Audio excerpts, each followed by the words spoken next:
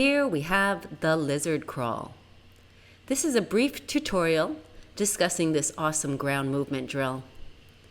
We're starting off with the high lizard crawl. That means that you'll keep your arms straight.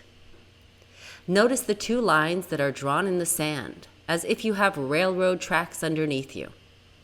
Each time you place a hand or a foot back down on the ground, you'll want to place the hand and foot on the railroad track or close to it. One arm will be vertical with the shoulder stacked directly over that wrist. And the back leg is straight. The hips are turned open to the side that has the bent knee. The leg that has the bent knee will begin with the foot close to that same hand.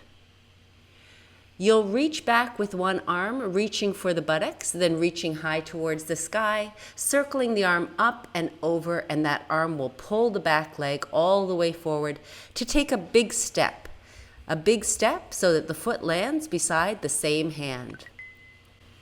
Notice the pattern that's made on the ground when performing the high lizard crawl. Just a breakdown of the movement pattern for the legs right here. We can practice the movement pattern from standing and then transfer the pattern down to the ground. Notice the way the hips swivel and switch, opening from right to left, turning the hips open towards the ocean and then away from the ocean, and leading with the foot. Notice the pattern that's made on the sand when performing the lizard crawl leg pattern from standing. This is a great conditioning drill to get us prepared for the low lizard crawl. Here we have the lizard crawl push-up.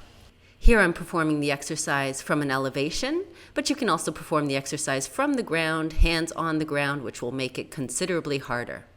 We begin with the breastbone low. The elbows are bent hard. Once in that low push-up position, you're turning your shoulder girdle and your pelvis to face alternating sides. As the hips and shoulder girdle opens to the right leg will take a big step forward. The right hand will reach back to tap the right knee, and then return to the low push-up position before repeating on the left side.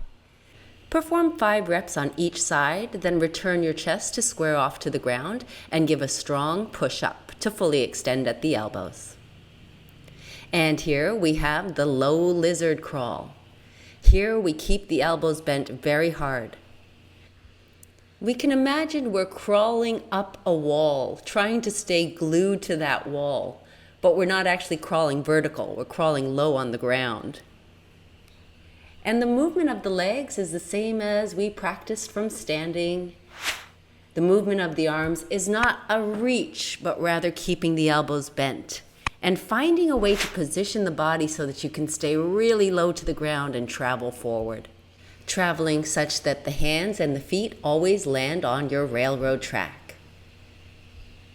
And here's the pattern that we find when in the low lizard crawl.